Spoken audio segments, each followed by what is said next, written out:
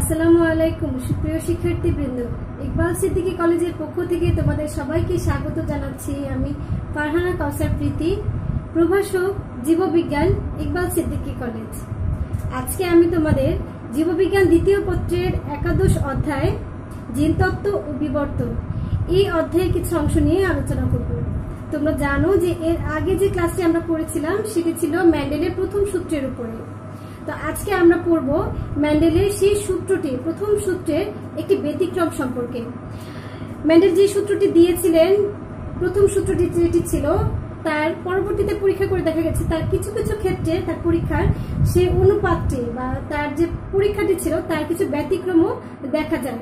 তো আজকে যে ব্যতিক্রমটা আমরা পড়ব সেটি হচ্ছে অসম্পূর্ণ প্রকটতা। আর অসম্পূর্ণ প্রকটতা পড়ার ক্ষেত্রে প্রথমে আমরা আবার একটু মেন্ডেলের প্রথম সূত্রটি মনে করিয়ে দিতে চাই।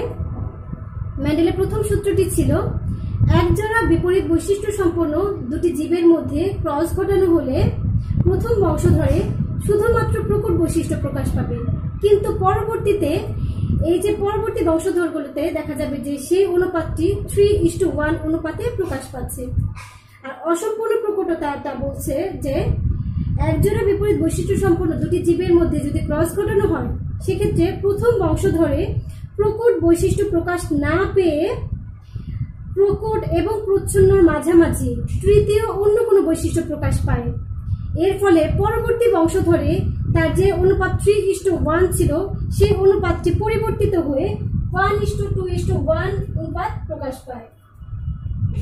মেন্ডেলের প্রথম সূত্রের অনুপাত ছিল, ফিনোটাইপিক অনুপাত ছিল 3:1, কিন্তু অসম্পূর্ণ প্রকটতার মধ্যে আমরা অনুপাত পাবো 1:2:1। কারণ মেন্ডেলের প্রথম সূত্রের প্রথম বংশধরে শুধুমাত্র প্রকট বৈশিষ্ট্য প্রকাশ পেয়েছিল, কিন্তু এক্ষেত্রে প্রকট বৈশিষ্ট্য প্রকাশ পাবে না, প্রকট এবং প্রচ্ছন্নের মাঝামাঝি একটি বৈশিষ্ট্য প্রকাশ পাবে, যার ফলে এখানে বৈশিষ্ট্য হয়ে গেল তিনটি, প্রকট, ওই তৃতীয় যে মাঝামাঝি একটি বৈশিষ্ট্য এবং প্রচ্ছন্ন। ফলে এদের অনুপাত হয়ে যায় 1:2:1। এখন আমরা একটি উদাহরণের সাহায্যে এই অসম্পূর্ণ প্রকটতাটিকে প্রমাণ করে দেখাবো।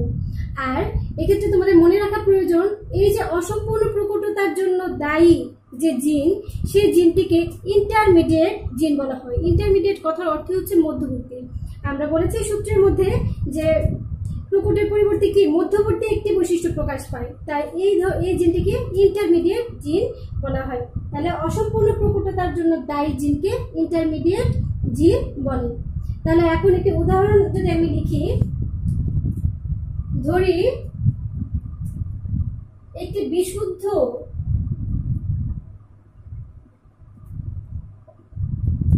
লাল ফুল বিশিষ্ট উদ্ভিদ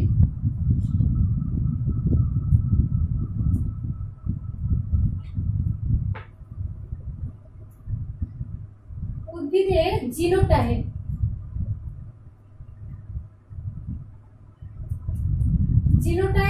সমান ক্যাপিটাল আর ক্যাপিটাল আই, অর্থাৎ লালের জন্য দায়ী জিন হচ্ছে ক্যাপিটাল আর, তাই এর জিনোটাইপ হয়ে গেল দুটি ক্যাপিটাল আর।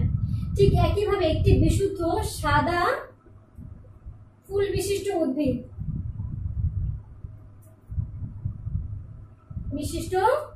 উদ্ভিদের জিনোটাইপ, যেহেতু এটি প্রচ্ছন্ন, এটি হবে স্মল আর, অর্থাৎ সাদার জন্য দায়ী জিন হচ্ছে স্মল আর, আর এই উদ্ভিদটির জিনোটাইপ হয়ে গেল স্মল আর। এখন এই দুটি উদ্ভিদের মধ্যে আমরা ক্রস ঘটিয়ে দেখবো যে প্রথম বংশধরে কি আসে এবং পরবর্তী বংশধরে কি আসে। তাহলে এখন ক্রসটি দেখাচ্ছি, তোমরা শুধুমাত্র মনে রাখো যে লালের জন্য জিনোটাইপ হচ্ছে ক্যাপিটাল আর দুইটি, আর হচ্ছে সাদার জন্য দায়ী জিনোটাইপ হচ্ছে স্মল আর দুইটি। এখন আমরা যদি ক্রসটিকে দেখাই, তাহলে পিতামাতা, যাকে আমরা প্যারেন্টাল জেনারেশন বলি, P1, পুল্লিঙ্গিক চিহ্ন, এটি হচ্ছে স্ত্রীলিঙ্গের চিহ্ন। এখন এই যে ফিনোটাইপ আমরা নিয়েছি, এটি হচ্ছে লাল আর এটি হচ্ছে সাদা। জিনোটাইপ লালের জন্য নিয়েছি দুটি ক্যাপিটাল আর, সাদার জন্য হচ্ছে দুটি স্মল আর। এখন এরা যখন গ্যামেট, শুক্রাণু বা ডিম্বাণু অর্থাৎ গ্যামেট সৃষ্টি করবে, তখন এরা হচ্ছে হ্যাপ্লয়েড হয়ে যাবে। আমরা এর আগে ক্লাসটিতে দেখিয়েছি গ্যামেট কিভাবে লিখতে হয়। এদের মধ্যে ক্রস ঘটানো হলো, যেহেতু প্রতিটির ক্ষেত্রে এই ক্রস চিহ্নটি আসবে, এটাকে আমরা প্রতিটি ক্ষেত্রে না দিয়ে এরকম অ্যারো চিহ্ন দিয়ে লিখে দেব। এখন এদের ক্রস ঘটানোর ফলে যে জিনোটাইপটি আসবে, প্রথমটি আসবে একটি ক্যাপিটাল একটি স্মল আর, একটি ক্যাপিটাল একটি স্মল আর। মেন্ডেলের প্রথম সূত্র বলছে যে এই ক্ষেত্রে এদের বৈশিষ্ট্য সব লাল হওয়ার কথা, কিন্তু এই ক্ষেত্রে দেখা যাচ্ছে এদের যে রং সেটি লাল না হয়ে গেল, দুইটি হয়ে গেল গোলাপি। অর্থাৎ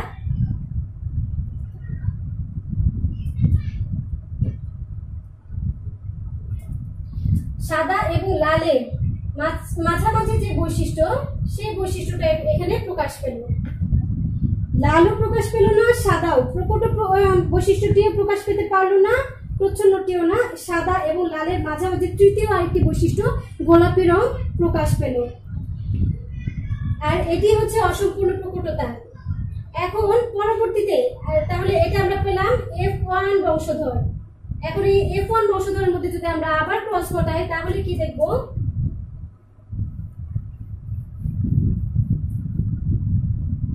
এক্ষেত্রে যেহেতু এটা দ্বিতীয়, এই F1 রা এখন পিতামাতার ভূমিকায়, তাই একে লিখবো আমরা P2।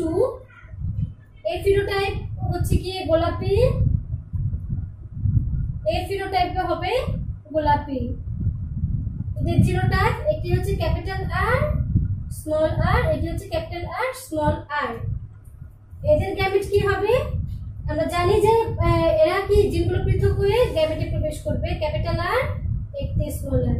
এই ক্ষেত্রেও তো তাই, একটি ক্যাপিটাল আর একটি স্মল আর, অর্থাৎ এই জিনগুলো পৃথক পৃথক হয়ে হ্যাপ্লয়েড হয়ে অর্ধেক হয়ে এক একটি গ্যামেট তৈরি করলো। তাহলে এটি হচ্ছে সেই গ্যামেট। F1 বংশধরের মধ্যে ক্রস ঘটানোর ফলে, অর্থাৎ গোলাপি দুটি উদ্ভিদের মধ্যে যদি আবার ক্রস ঘটানো হয়, আমরা এমন গ্যামেট পাবো। গ্যামেট পেলাম। এখন এই গ্যামেটদেরকে আমি যদি চেকার বোর্ডের সাহায্যে এই ক্রসটিকে দেখাই তাহলে আমরা কি পাবো দেখি। এখানে আমি একটি চেকার বোর্ড আঁকছি।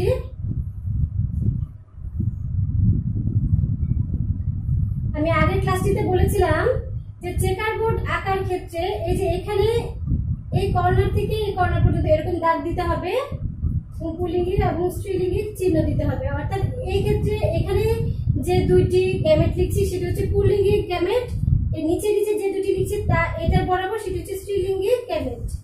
তাহলে ক্যাপিটাল আর স্মল আর, ক্যাপিটাল আর স্মল আর। এদিকে গুণের মতো যদি আমরা করি তাহলে আমরা কি কি পাবো? প্রথমে দুটি ক্যাপিটাল আর, আর এক্ষেত্রে একটি ক্যাপিটাল একটি স্মল, ঠিক একইভাবে একটি স্মল একটি ক্যাপিটাল, আর এখানে দুটি স্মল পেলাম। আমরা জানি একদম প্রথমে আমরা যখন দেখেছিলাম দুইটি ক্যাপিটাল মানেই হচ্ছে কি লাল, আর এখানে একটি ক্যাপিটাল একটি স্মল হলে তাকে আমরা কি বলছিলাম? গোলাপি। তাহলে এটাও একইভাবে গোলাপি হবে। আর দুইটি স্মল আর হলে এটি ছিল সাদা। তাহলে F2 বংশধরকে যে আমরা চেকার বোর্ডের সাহায্যে দেখালাম, এক্ষেত্রে তাহলে আমরা কি অনুপাত পেলাম? যদি আমি ফিনোটাইপ লিখি লাল অনুপাত গোলাপি অনুপাত সাদা, তাহলে লাল পেলাম একটি, গোলাপি 1 2 দুইটি এবং সাদা একটি। তাহলে সেই যে প্রথম সূত্রের অনুপাত ছিল 3:1, তার পরিবর্তিত হয়ে গেল 1:2:1। এটি হচ্ছে অসম্পূর্ণ প্রকটতা।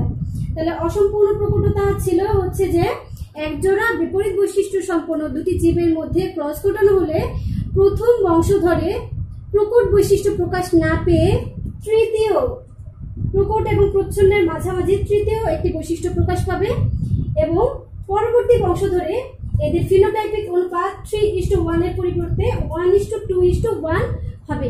তাহলে আমরা সেটাই মূলত এখন একটি উদাহরণের সাহায্যে প্রমাণ করে দেখালাম। তাহলে এই পর্যন্তই ছিল আজকে আমাদের অসম্পূর্ণ প্রকটতা এবং তার উদাহরণ। আশা করি সবাই বুঝতে পেরেছো।